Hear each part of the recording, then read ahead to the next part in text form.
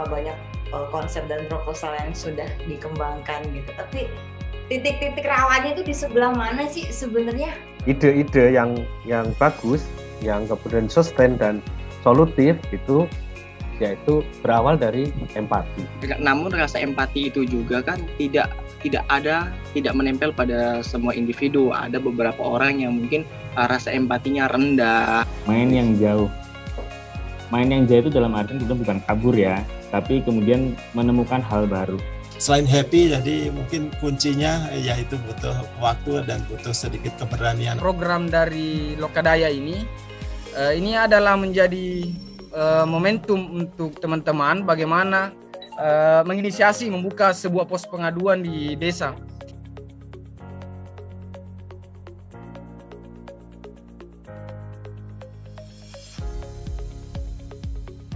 Kalau tadi ada materinya galau adalah sumber energi, luar biasa sekali, galau adalah sumber energi.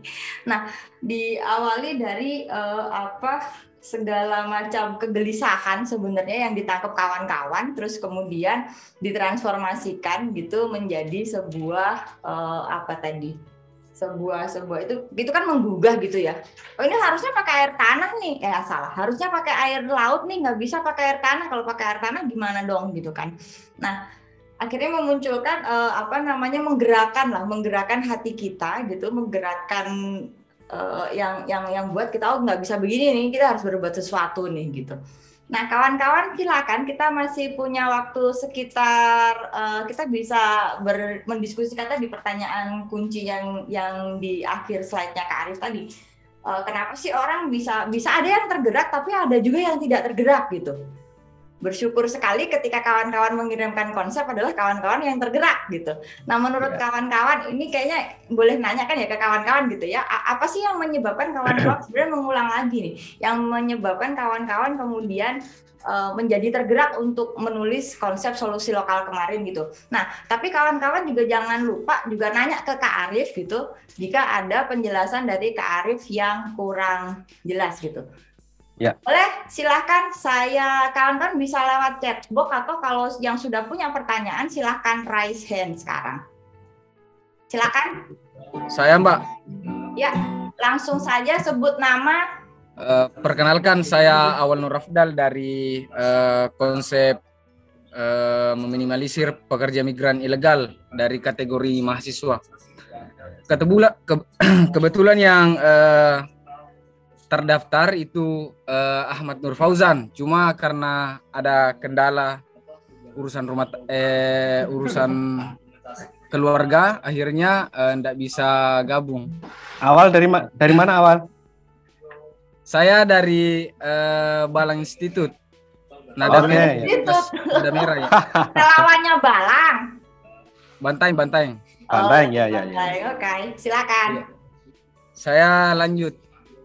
Soal kenapa tertarik untuk menulis konsep, sebenarnya jauh sebelum ada program yang dilakukan oleh Lokadaya soal menulis konsep yang masalah-masalah yang terjadi di lingkungan sekitar, itu beberapa bulan yang lalu di tahun 2021 itu ada salah seorang pekerja migran perempuan yang mengalami kecelakaan di Malaysia, tepatnya di Sabah.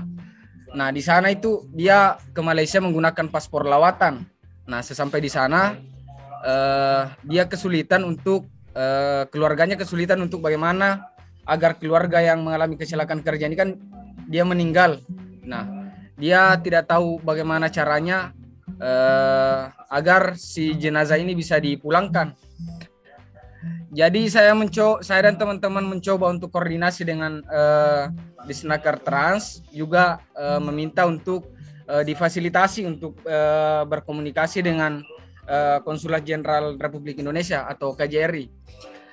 Sebenarnya sebelumnya itu saya tidak tahu menahu bagaimana jalannya memulangkan jenazah yang mengalami kecelakaan kerja tersebut. Cuma karena bantuan dari teman-teman, akhirnya dalam waktu 1 minggu itu jenazah bisa dipulangkan atas permohonan pihak keluarga juga teman-teman kepada pihak perusahaan di sana. yakni perusahaan Hormat Pasifik. Saya pikir dengan adanya program dari Lokadaya ini adalah menjadi momentum untuk teman-teman bagaimana menginisiasi membuka sebuah pos pengaduan di desa. Jadi dalam konsep yang teman-teman kirim kemarin itu hanya fokus di satu desa, yakni Desa Balumbung, karena kita akan mencoba untuk memasifkan atau mencoba untuk membuka pos pengaduan di satu desa. Kalau itu berhasil, kita akan bercita-cita kembali untuk membuka pos pengaduan di lingkup wilayah yang lebih luas. Saya sangat berharap dengan adanya program Lokadaya ini, teman-teman bisa mudah untuk difasilitasi untuk bagaimana jalannya membuka pos pengaduan agar ketika terjadi persoalan-persoalan mengenai kecelakaan kerja yang dialami oleh pekerja migran ilegal dan lain sebagainya itu bisa diselesaikan karena sudah kita tahu jalannya. Karena kalau kita mau mendorong warga untuk menjadi pekerja migran yang resmi atau legal, itu kita punya banyak kendala. Salah satunya adalah ketika ketika ini warga ingin menjadi pekerja migran yang resmi, itu harus menunggu waktu yang lama karena prosedur yang ada di Disnaker memang seperti itu. Itu harus mempunyai targetan jumlah yang ingin berangkat sekian. Makanya warga hanya memilih untuk mengikuti para calo, dan sosialisasi yang dilakukan oleh Disnaker itu saya anggap tidak efektif dan dikalahkan dengan sosialisasi yang dilakukan oleh para calo-calo yang membayar sekian, menggunakan KK palsu. Jadi upaya teman-teman itu hanya untuk meminimalisir. Misalnya ada yang berangkat dia menyimpan kontak, dia menyimpan arsip fotokopi paspor meskipun itu adalah paspor lawatan. Itu akan lebih memudahkan kita untuk berkomunikasi dengan teman atau perusahaan yang ditempati bekerja di sana, karena salah satu kendalanya juga ketika sampai di sana itu paspornya pekerja migran yang resmi kan itu di store di perusahaan. Nah, clipping. Jadi ketika misalnya pindah kerja, dia memang sengaja untuk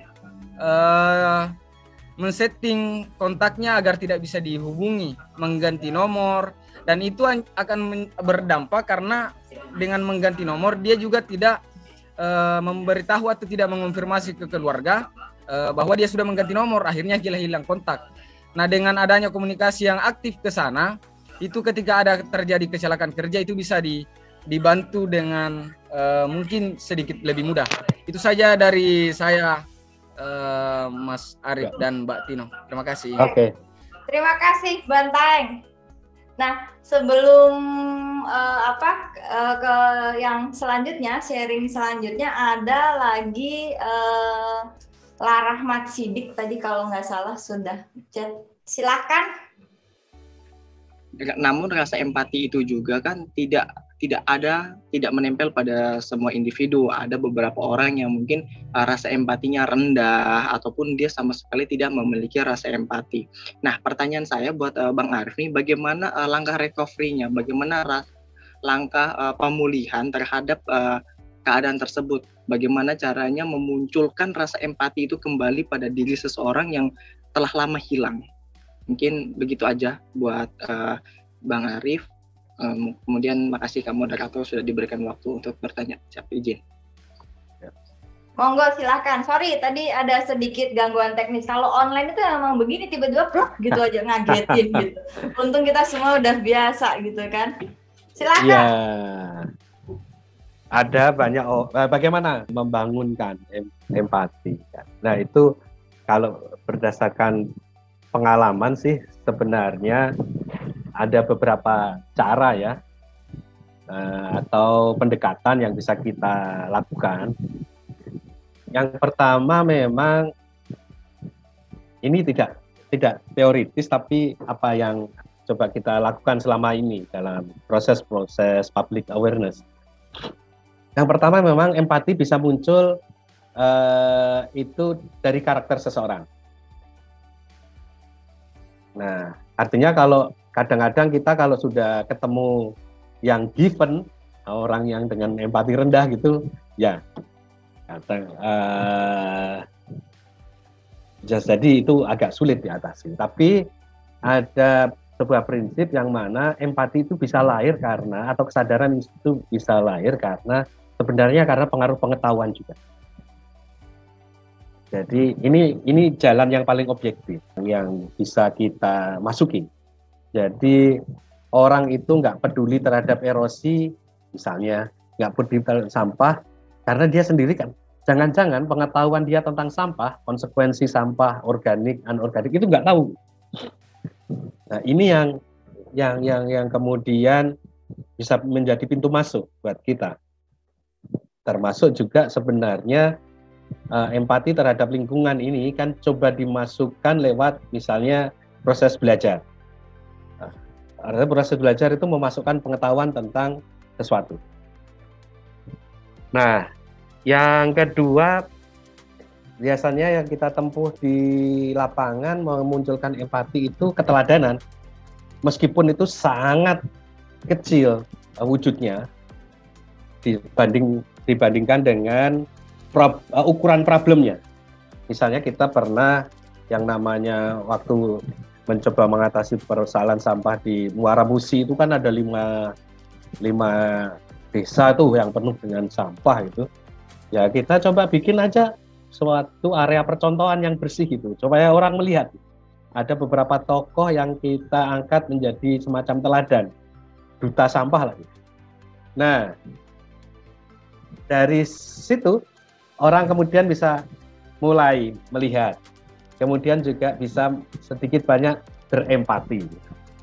Artinya dua tips ini, yaitu satu, memperkaya pengetahuan tentang hal yang harus kita empatii gitu, dan yang ketiga bagaimana bisa menciptakan objek keteladanan atau subjek. Keteladanan itu bisa objek, bisa subjek gitu ya. Kalau soal misalnya sampah di pasar tadi, coba Mas Rahmat atau Sidik tadi misalnya bikin aja tokoh pedagang yang dia pedagang terbersih di pasar itu dalam mengelola limbahnya, dan itu diangkat gitu misalnya, atau bikin klaster pasar yang bersih itu kayak apa? Bukan semua lokasi pasar itu jadi beban, angkat itu untuk kemudian mengasah empati orang yang lebih banyak. Itu aja mungkin yang mungkin teman-teman yang lain bisa punya pengalaman bagaimana kemudian bisa mempengaruhi orang lain untuk bisa sama-sama berempati. Terima kasih Kak Arif.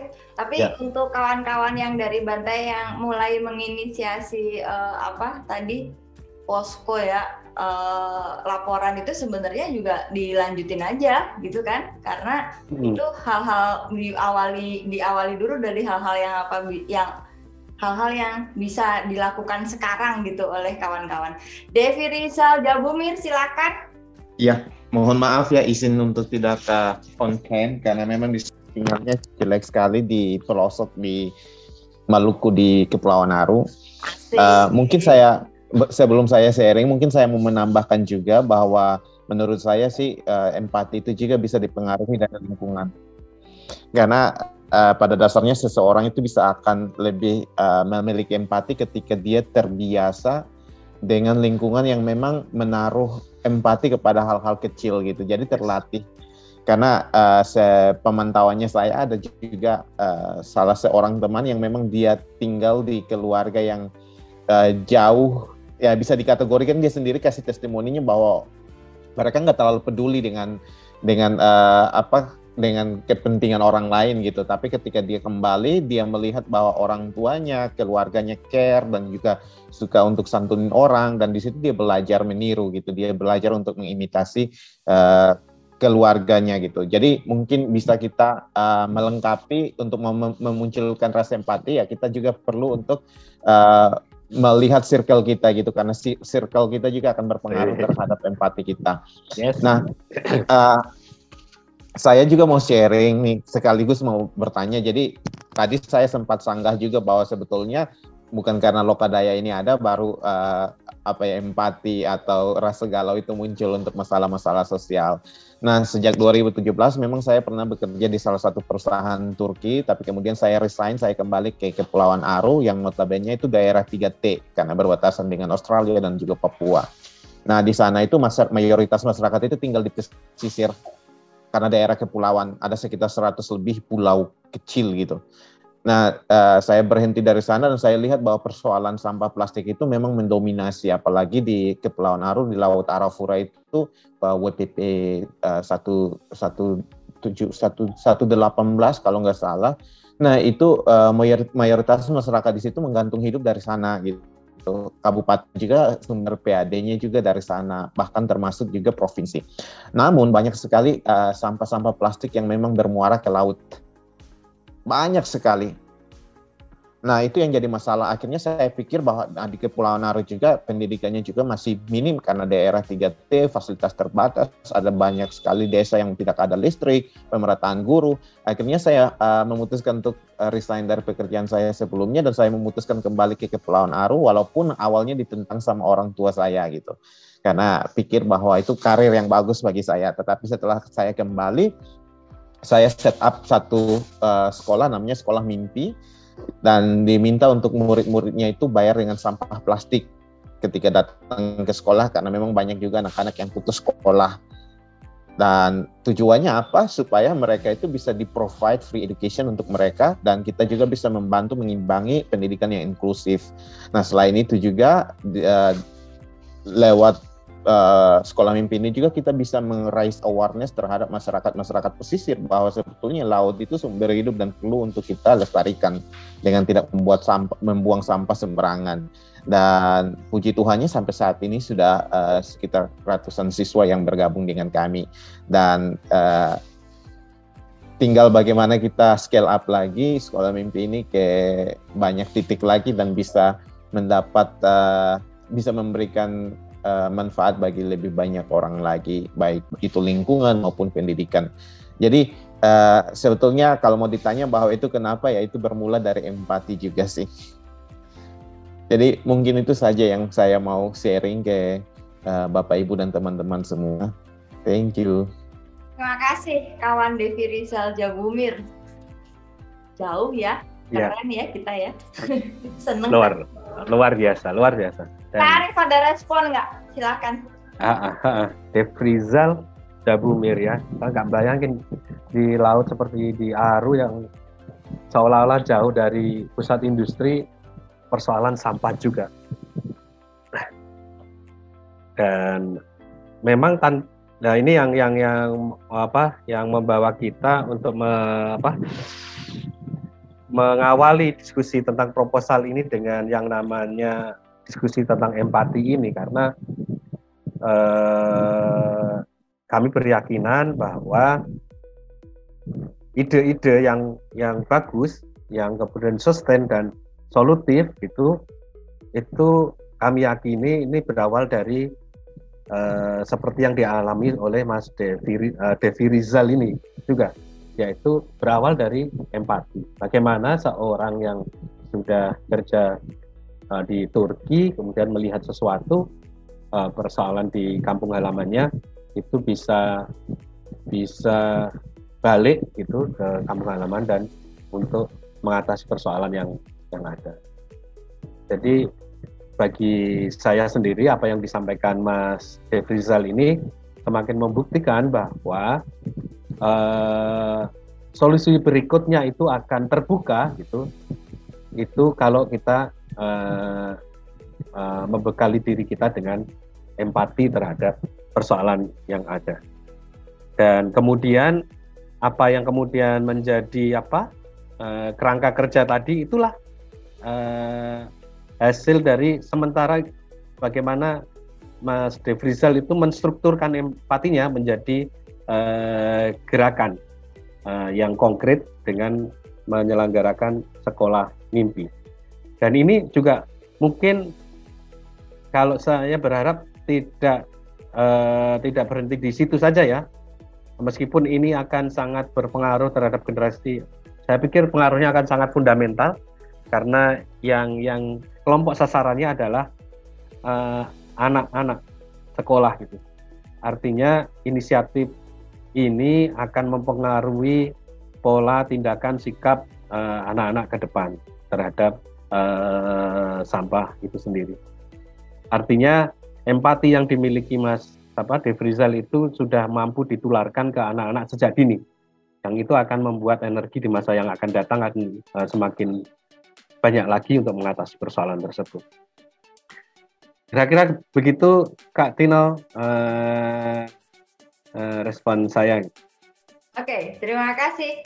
Ada lagi kah kawan-kawan yang mau sharing atau mau nanya ke Kak Arif langsung sembari nunggu yang raise hand ataupun nulis di chat box. Oh, Kamaliatul. Oke, Kamaliatul. Silakan, Kama. Perkenalkan, saya Kamaliatul Qurani dari MA Swasta Anuriah, Jember. Saya tadi kan tentang empati, dan salah satunya mencari empati itu menemukan minat pada diri sendiri melalui ruang lingkup atau passion. Nah, yang ingin saya tanyakan, bagaimana cara menemukan passion itu sendiri pada diri seseorang yang sudah kehilangan minat pada dan merasa bahwa dirinya itu sebagai sampah masyarakat, begitu kurang lebih. Terima kasih. Oke. Ini mau nulis proposal atau diskusi psikologi ya? Berat, overwhelm. Ya, tapi ini pertanyaan sangat menarik. Sangat menarik karena sebenarnya bukan kawan-kawan saja yang mengalami itu kan, Mas Arif kan. Kadang-kadang kita juga berada di titik itu ya kan? Iya. Kayaknya lagi ngalamin quarter of life tuh kayaknya. Aku yakin ini Mbak Amal ini paling jujur di antara yang lain ini. Mungkin. Silakan Kak Arif, nanti kalau misalkan Kak Yudit juga ada yang mau nyambung, sok silakan aja, silakan. Bagaimana membangkitkan passion tadi kan? Yes. Ya. Kalau pengalaman pribadi gimana Pak Kak Yudit? Aku itu seolah-olah lahir passionku itu muncul begitu saja itu yang. Iya. Saya tahu Pak.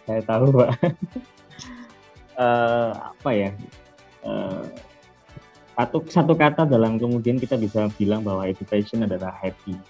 Jadi kita udah nggak happy berarti bisa jadi kita sudah berubah gitu. Ya. Karena manusia bisa berubah teman-teman. Meskipun mungkin sekarang kemudian kita suka dengan hal-hal yang berbau pemberdayaan masyarakat. Tapi kemudian 20 tahun kemudian teman-teman lebih menarik kepada hal-hal yang berkaitan dengan sosial bisnis gitu. Jadi oke gitu. Jadi yang pertama kemudian yang harus ditemukan adalah happy. Kemudian teman-teman bisa melakukan di bidang tersebut apapun begitu. Dan nggak perlu ngelihat dan ngedengerin omongan orang lain. Itu biasanya problem teman-teman milenial maupun generasi Z. Jadi apa yang kemudian dilakukan oleh orang lain itu tidak kemudian bisa menjadi hal yang bisa di-copy pastikan kepada kita gitu. Itu hanya bisa menjadi refleksi, kemudian hal yang positif bisa kita ambil dan hal yang negatif ya kita tidak perlu lihat. Dan kemudian bagaimana kemudian passion itu benar-benar kita yakini bahwa minat itu menjadi hal yang minat tersebut adalah hal yang sesuai dengan kita. Selain happy, kemudian hal yang kemudian apa yang kita bisa lakukan itu bisa bermanfaat untuk orang lain atau orang lain mengakui bahwa kita spesialis di bidang itu, bahwa ketika melihat tentang beauty vlogger misalkan, itu identik dengan salah satu tokoh influencer gitu, atau kemudian melihat atau mendengar lagu-lagu folk itu identik dengan payung teduh misalkan. Jadi itu menjadi sebuah keyakinan bahwa teman-teman sudah menemukan passion. Happy, kemudian jago di bidang itu, dan yang ketiga ini sunnah lah ya, diakui oleh orang lain karena butuh proses kalau untuk diakui orang lain, tidak expert lah. Tapi yang dua ini yang menjadi hal yang saya bisa sarikan begitu, Kak Arif. Ya, aku jadi tertarik mau nambahin nih. Silakan. Iya, berawal dari poin pertama Yudis, happy gitu, senang. Jadi aku nggak yakin ada orang yang ketika ditanya apa yang kau senangi, kemudian jawabnya tidak ada. Jawaban itu nggak mungkin. Jadi jadikan, aku sepakat banget, jadikan kesenangan sebagai pintu masuk untuk menemukan passion itu.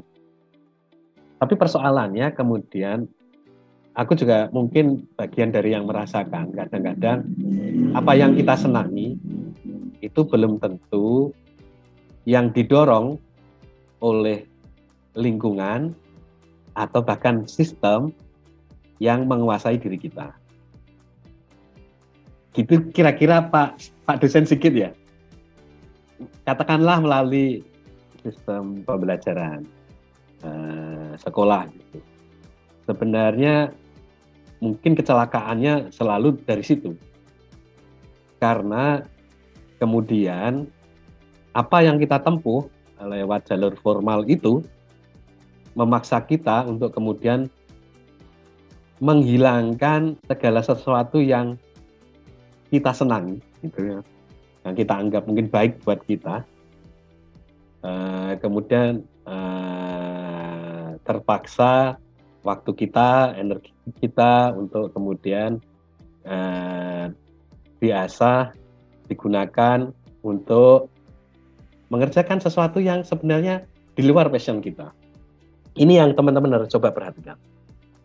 Tapi jangan kemudian berpikir bahwa semua yang sistemik itu kemudian tidak bisa memberikan support kepada apa yang kita minati tadi. Tapi aku sangat sepakat untuk pertanyaan bagaimana membangunkan passion atau minat tadi itu, tanyai diri kita tentang apa yang kita suka. Itu.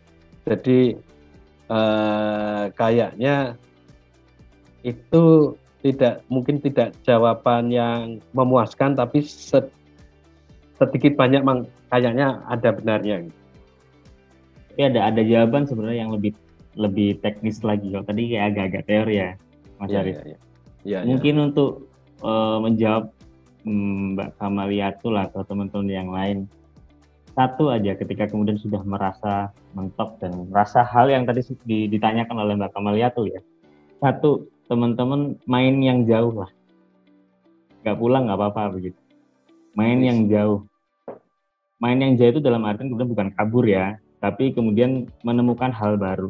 Di situ mungkin bisa menjadikan refleksi bagi teman-teman gitu. Ketika mengalami quarter life crisis lah atau apapun itulah istilahnya ya. Jadi dengan main yang jauh itu teman-teman punya banyak sekali objektivitas dan perspektif, ngobrol dengan banyak orang, bertemu dengan banyak orang. Itu sebenarnya juga akan menguatkan itu tadi, menguatkan empati, kemudian menstrukturkan kegalauan. Itu sih lebih teknisnya. Ya, memang refleksi bahwa tidak semua mudah itu nyari passion dan sebagainya kan. Dan saya pengen nyambung yang ditanyain tadi Kamaliatul sama Mas Yudis barusan itu yang cerita tentang maksudnya ketika stuck atau merasa jadi sampah masyarakat dan pergi jauh. Jadi kebetulan saya ada ya ini mungkin bukan teori atau apa, tapi memang cerita jadi untuk menguatkan itu ya. Jadi saya punya teman waktu di Amerika, jadi dia sebenarnya lahir di Ponorogo tapi ibunya menikah sama orang Amerika, akhirnya dibawa ke Amerika gitu. Tapi ya sayangnya ketika di sana itu memang kena pergaulan yang nggak benar, jadi ya udah terlibat macam-macam gitu, dari mulai drug semacam-macam itu. Jadi bapaknya itu sudah sampai menyerah itu karena semua terapi sudah dilakukan dan sebagainya, itu nggak bisa, jadi kecanduan game dan sebagainya itu udah nggak bisa diapa-apain ini anaknya. Ya udah sebenarnya lulus SMA, udah lulusan SMA atau umur SMA akhir gitu. Akhirnya ketika memang sudah nggak ada cara lain, itu bapaknya waktu itu ngambil keputusan, ya mungkin ini agak ekstrim, jadi pas kebetulan ada tsunami di Aceh. Jadi si Mas saya lupa namanya ini dikasih tiket sama bapaknya, satu one way tiket aja. Jadi sudah Kak, saya ini tiket ke Aceh, ke Indonesia, kamu pergi ke sana. Jadi nggak dikasih apa-apa, nggak dikasih tiket balik dan sebagainya. Jadi memang mungkin agak kayak sedikit dibuang, tapi juga karena memang terjadi, dia pergi ke sana, ke Aceh juga nggak tahu siapa dan sebagainya. Kemudian di sana kok ketemu ada tentara Amerika yang lagi bantu korban tsunami dan mereka butuh penerjemah dari sana. Dia ya pengennya kan biar dapat makan juga karena dia nggak punya uang juga. Jadi dengan cara volunteer aja sama ada tentara angkatan laut Amerika yang lagi bantu ada program di waktu tsunami di Aceh. Dan dari situ dia mulai menemukan sebenarnya, kok saya ada atau sebenarnya hal yang saya bisa dilakukan, dan ini ternyata ada orang ternyata membutuhkan, orang merasa bermanfaat dan sebagainya. Jadi memang mungkin tidak semua dari kita itu sekali ketemu yang bisa happy, bisa passion, lalu bisa langsung nyambung dengan masyarakat yang butuh. Itu kadang mungkin butuh waktu. Jadi ini untuk sebagai penyemangat bagi kita. Jadi mungkin sebagian dari kita butuh waktu lama, jadi butuh pergi bukan hanya sekali saja jauhnya, kayak Mas Yudis tadi, bisa jadi harus berkali-kali pergi sampai ketemu ya bahwa ternyata bahwa ya sampah masyarakat yang diceritain Kamaliatul tadi ya mungkin hanya sebagian orang saja yang memandang kita seperti itu. Mungkin orang lain justru kesampahan kita itu ya berharga, kayak mungkin pengalaman Mas Arif ngurusi sampah yang tadi, yang ngurusi sampah kan bagi orang lain dianggap sampah, tapi justru itu ada value-nya, kan bisa jadi kerajinan, bisa hal yang sama dengan kita. Jadi mungkin di tempat kita itu, di lingkungan kita yang sekarang itu kita dianggap sampah karena memang lingkungannya yang toksik atau apa kata orang sekarang gitu kan. Jadi ya mungkin harus keluar di sana dan mencari, ya selain happy, jadi mungkin kuncinya yaitu butuh waktu dan butuh sedikit keberanian aja untuk memang ya kita harus nyari aja, memang butuh waktu. Itu aja tambahan itunya Mas Arif sama Mas Yudis. Oke, baik, terima kasih. Kita membutuhkan titik terendah dalam hidup untuk beranjak lagi. Asik. Sebelum masuk ke segmen kedua, terima kasih Kak Arif, sharingnya luar biasa sekali.